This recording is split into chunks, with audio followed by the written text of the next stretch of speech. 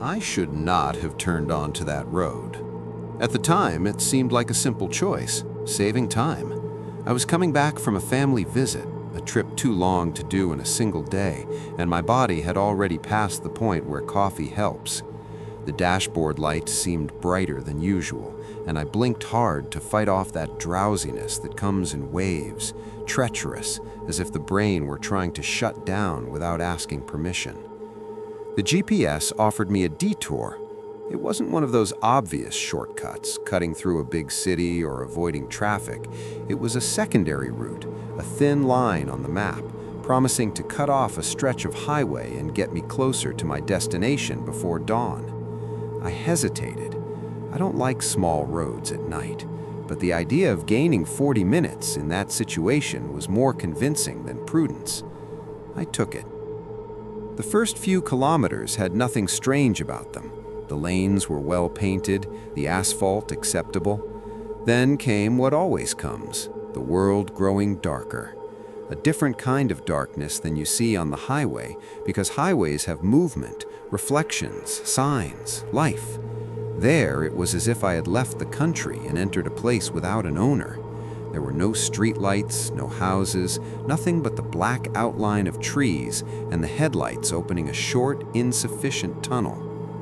About half an hour passed, and my phone lost signal. I noticed because the GPS app stopped recalculating, and the arrow became stuck, following the path as if it were a recording. It wasn't an immediate problem, because the road was a single line, but it gave me a silly discomfort, the kind you try to ignore. I told myself it was normal. Country, woods, distance. When hunger hit, I was already irritated.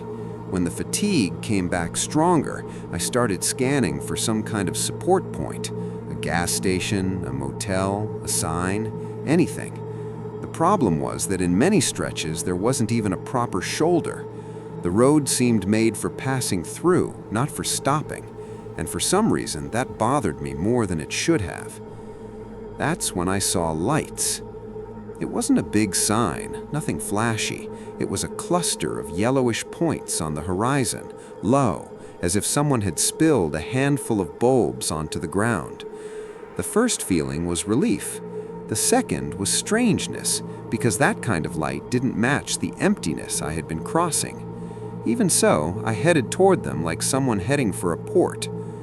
The city, if that even deserved the name, appeared suddenly. I expected to find a sign, some kind of welcome, any official indication, but the transition was abrupt, a gentle curve, and suddenly houses, few of them, low buildings, narrow streets, and an organization that felt old, as if that place had been built and forgotten in time. The lighting was weak, but it existed. Some streetlights worked, others didn't. Many windows were dark, but there were lights in specific spots, like lit porches and yard lamps. What didn't exist was movement. No parked cars with people inside, no bar with sound, no one walking. It looked like a photograph, and I was the only thing moving inside it. I drove slowly, looking for some well-lit place to stop. I saw a small square with a bandstand in the center and old benches. I parked there on impulse, as if the square were a neutral public place, safer than a dark residential street. I turned off the engine, and in the silence heard the ticking of cooling metal, that tick-tick that sounds louder when there's nothing else.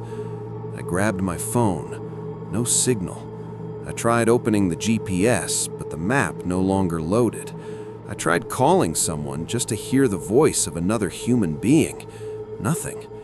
The screen seemed to remind me that in that place I had no easy way out. I should have started the car and left right then. The problem is that the mind, when it's tired, makes bad deals. I wanted a bathroom. I wanted water.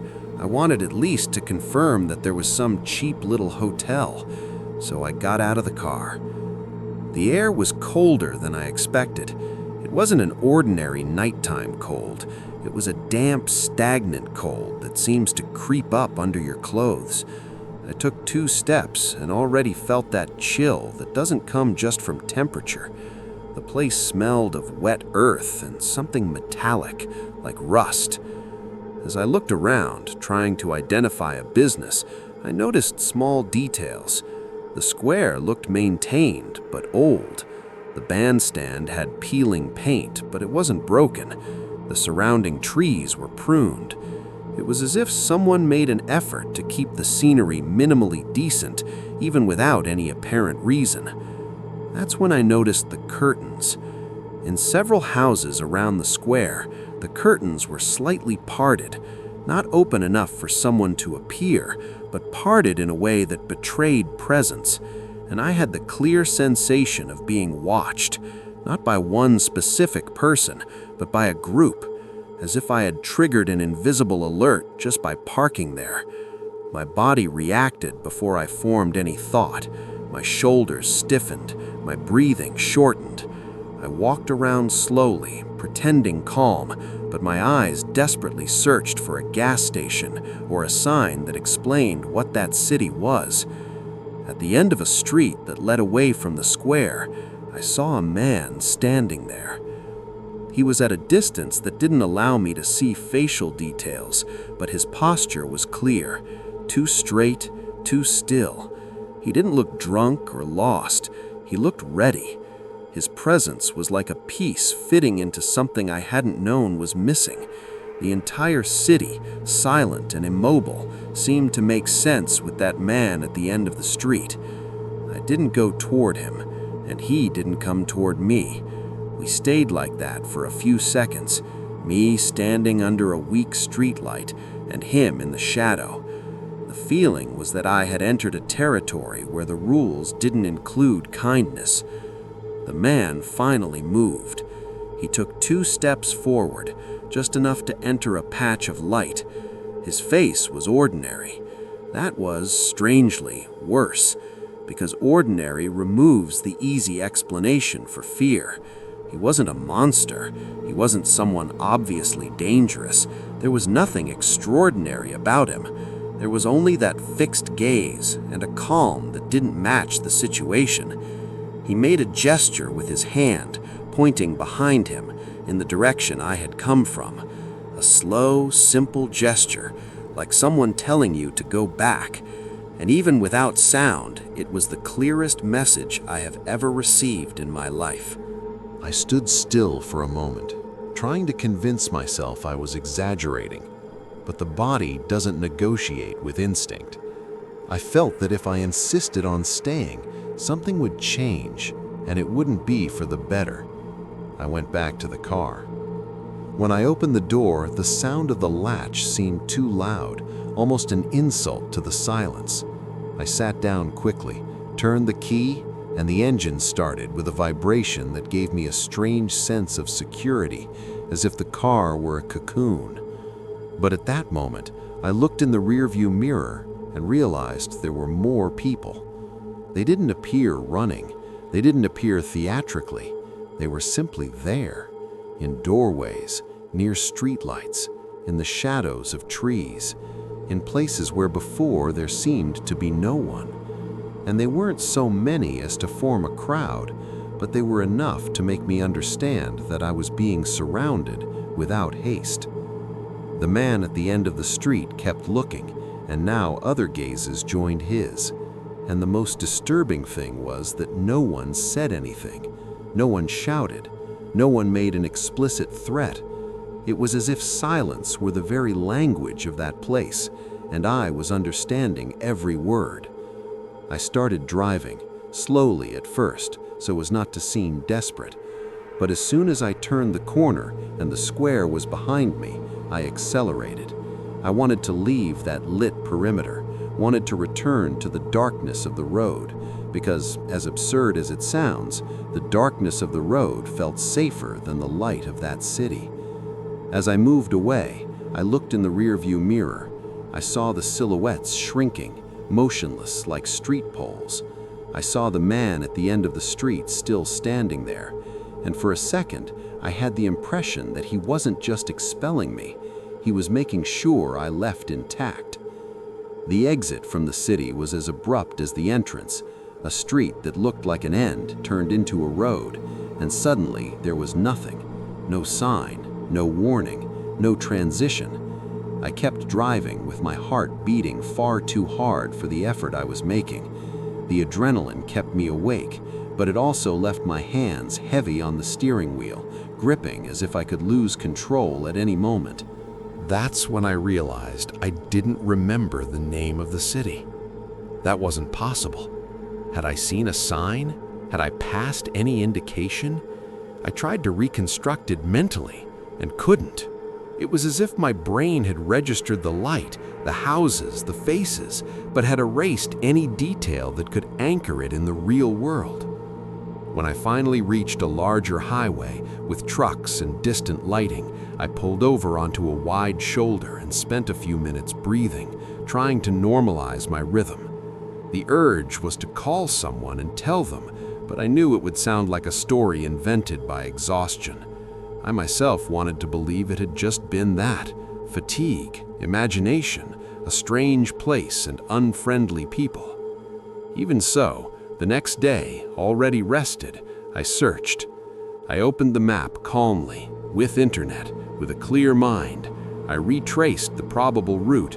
I looked for small towns in that region. I looked for squares with bandstands, for dirt streets, for anything. I found roads, I found names, I even found tiny hamlets. But that place didn't appear, not even at maximum zoom, not even by searching for alternative routes. It was as if it didn't exist. And that, more than the looks and the silence, was what truly unsettled me. Because I didn't feel like I had visited a forgotten city. I felt like I had crossed a place that didn't want to be found. A place that, for some reason, accepted being seen for a few minutes, but didn't accept being remembered with precision. To this day, when I travel at night and the GPS offers a shortcut down a road that's too thin, I think of that square and those parted curtains. I think of the slow gesture telling me to go back, and I think about what would have happened if, instead of obeying the silence, I had insisted on looking for a hotel there. Maybe I would have found one. Maybe I never would have left.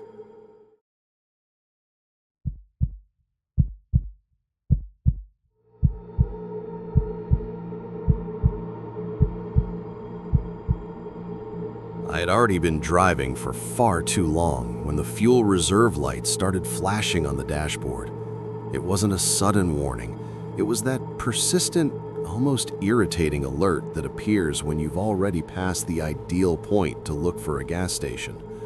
The problem was that I was on a secondary road, the kind that seems to exist only to connect one nothing to another nothing. No big cities, no constant lighting, no cell signal. I had been using that route to avoid a stretch known for road work and slow traffic. During the day, it would have been a good choice. At night, I realized it had been a mistake. Traffic was practically non-existent. In almost an hour, I saw only 2 cars passing in the opposite direction, both too fast for any kind of visual exchange. It was as if everyone knew that road was not a place to linger. When the fuel gauge dropped a little more, I began to feel that subtle tightness in my stomach, a mix of calculation and anxiety. I did mental math, trying to estimate whether I could reach the next city that appeared vaguely on the map before the signal disappeared completely. The problem was that the map was no longer updating properly. The road continued, but the digital world seemed to have been left behind. That's when I saw the gas station. It appeared after a gentle curve, almost hidden by the surrounding darkness. There was no flashy, illuminated sign, just an old sign struggling to reflect the headlight's light. The building looked too small for that road, and the pumps were old, the kind I remembered seeing in old photos, not in real operation. Even so, the lights were on. That was enough for me to pull in. I didn't think too much. I just turned the wheel and stopped beside one of the pumps. The place seemed frozen in time. The ground had cracks, the station's roof had dark stains from leaks, and the wind made a strange noise as it passed through some loose structure. Still, the pump worked. Slowly, but it worked. While the tank filled, I looked around, trying to identify signs of abandonment or danger. There was no graffiti, no trash scattered around, but there was also no sign of life beyond the store's light. No other cars, no dogs, no distant sounds. It was as if that gas station were the only lit point in a powered-down world. I went into the store to pay. The interior was even older than the exterior. Metal shelves with few products, many dusty, a worn counter, and a refrigerator that made a constant, irregular noise.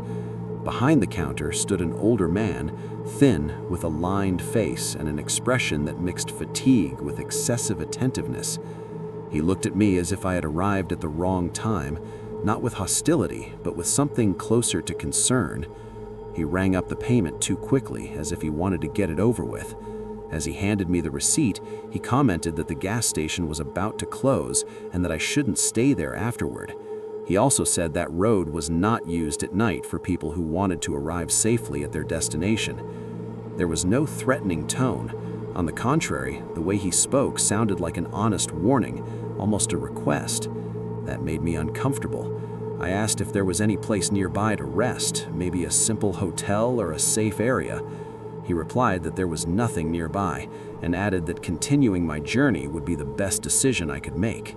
When I left the store, I felt a strange urgency, as if time worked differently there. The man turned off the lights soon after, closed the door, and locked everything with exaggerated care. He got into an old car, started it, and drove away without looking back. Within seconds, I was alone again. The station's lights went completely out. That was the moment the place changed. Without artificial lighting, everything became darker than it should have been. It wasn't just the absence of light, it was a feeling of emptiness, as if the space around me had expanded. I got into the car, but I didn't start the engine immediately. I sat there for a few seconds, trying to decide whether to rest a bit or continue driving, even though I was tired. That's when I noticed another vehicle. It was parked farther ahead, almost invisible in the darkness, outside the direct reach of the station's headlights when they had been on. A dark car, parked in a strange way, not exactly aligned with the road, as if it had been left there carelessly. I didn't remember seeing it when I arrived. That car's engine started. There were no headlights turning on, no attempt to signal, just the muffled sound of an engine running in the dark. The car began to move slowly, approaching mine, still without lights. That made my body react before any rational thought. A chill ran up my spine, and my hands grew damp on the steering wheel. I immediately remembered the man's warning. I started my car and left. I didn't make any sudden maneuver, but I wasn't slow either. The road ahead seemed darker than before, but I preferred facing that than staying put. In the rearview mirror, I saw the other car start moving as well, keeping its distance, matching my pace. For a few minutes, it followed me, always without headlights, always far enough not to draw attention, but close enough to be impossible to ignore. I tried to speed up a little, and it did the same. I slowed down, and it slowed too. It wasn't an open chase, it was an escort. My heart was pounding too hard. I tried to call the police, to call anyone, but my phone still had no signal. The sense of isolation was suffocating. I wondered if it was an absurd coincidence or something planned. I thought about the gas station, about how the man had shut everything down too quickly, as if he wanted to leave before something started. After a while that felt much longer than it really was, I saw lights ahead, a larger road with streetlights and distant movement. As soon as I entered it, the car behind me slowed down. It didn't follow me. It simply turned onto a dark side road and disappeared as if it had never existed. I kept driving until I found a large, brightly lit gas station with trucks parked and people walking around. I stopped there and stayed inside the car for a while, trying to normalize my breathing. The feeling of immediate danger had passed, but it left behind a residue that was hard to explain. Days later, already home, I tried to look up that gas station on the map. It appeared, but it was marked as abandoned for years. Old photos showed the same building, the same pumps, but with closure signs and comments from people saying the place had been deactivated for a long time. There was no mention of recent operation, no records of nighttime service, nothing. To this day, when I see a low fuel warning on an empty road, I stop at the first illuminated place that appears. It doesn't matter how out of the way it seems, because some lights aren't there to welcome you. They're there to warn you that you shouldn't stay.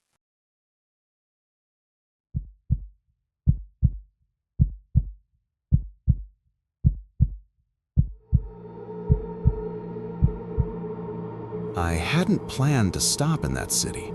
In fact, I didn't even know it existed until I saw the old sign appear in my headlights almost at the last second. The name was short, painted in faded letters, and the arrow indicated a simple exit to the right. I was traveling for work, late, exhausted, and with my head too full to think clearly. The hotel where I was supposed to stay had canceled my reservation because of an electrical problem, and the next larger city was too far away to reach without stopping.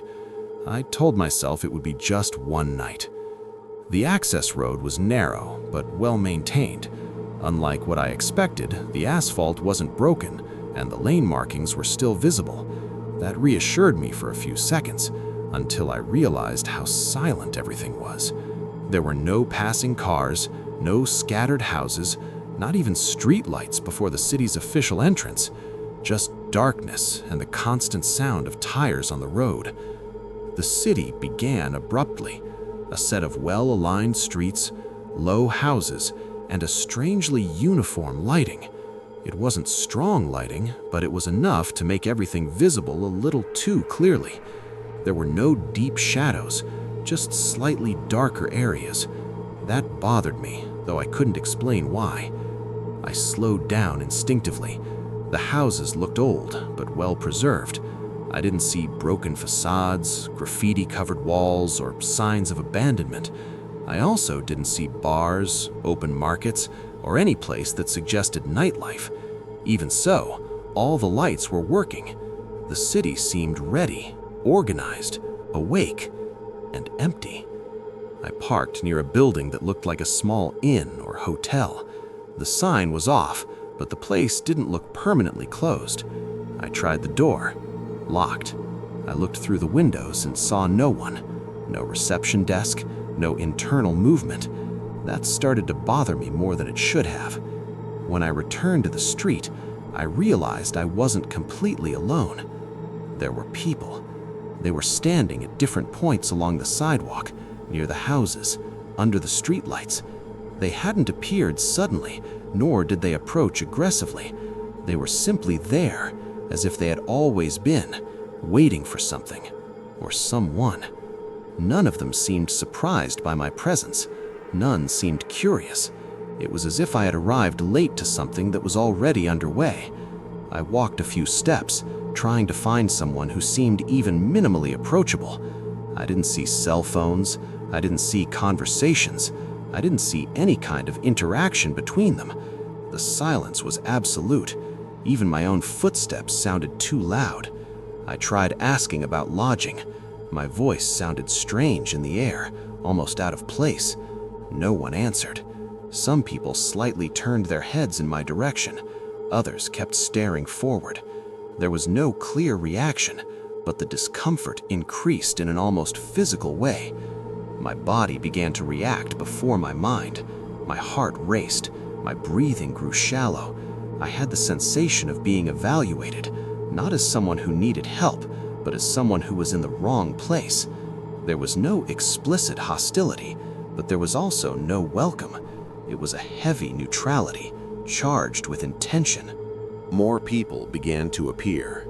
They came out of the houses calmly, occupying the street in a spaced-out manner. They didn't cluster together, they didn't block my path, they simply positioned themselves, creating a kind of invisible boundary around me. I realized that even though I could walk freely, every step felt wrong. That's when an older man moved. He took a few steps forward, emerging from the shadow of a tree. His face was ordinary, maybe even too gentle for the context. He didn't raise his voice, didn't make abrupt gestures. He simply tilted his head slowly in the direction of the road I had come from. It wasn't a request. It was a clear, silent, and definitive instruction. At that moment, I understood. I wasn't being expelled for something I had done. I was being corrected for being there. That city operated under rules that didn't need to be explained out loud. Everyone seemed to know exactly what was supposed to happen next, including me. I went back to the car, trying not to show haste. Every step felt watched, not with curious eyes, but with constant attention, as if any sudden change would be interpreted as a mistake. When I got into the car and closed the door, the sound echoed too loudly in the perfect silence of the street. I started the engine. No reaction. No one moved. They simply followed me with their eyes as I slowly maneuvered and headed toward the city's exit. I resisted the urge to accelerate. Something told me that would be misinterpreted. As I crossed the last lit street, I felt immediate relief, almost physical. The dark road ahead seemed safer than any streetlight in that city. As soon as I left the urban perimeter, I looked in the rearview mirror. The people were still there, motionless, scattered, watching until the last possible second. And then, suddenly, there was nothing. No houses, no lights, no sign that an entire city had existed there seconds before. Just the empty road and the absolute darkness around it. I kept driving until I found a place that was truly busy. A large, open gas station with people talking loudly, trucks parked, and music playing. Only then did I realize how tense I had been. My hands hurt from gripping the steering wheel so tightly. The next day, I tried to look up that city. I used maps, forums, municipal records, anything that could indicate it existed. I discovered that the name on the sign had been removed from administrative records years earlier, after a series of incidents involving visitors who never reached their next destination. There were no recent photos, no comments from residents. There wasn't even official confirmation that anyone still lived there. Since then, I've learned one simple thing. Some places don't need to threaten you to drive you away. They simply make it clear that you don't belong.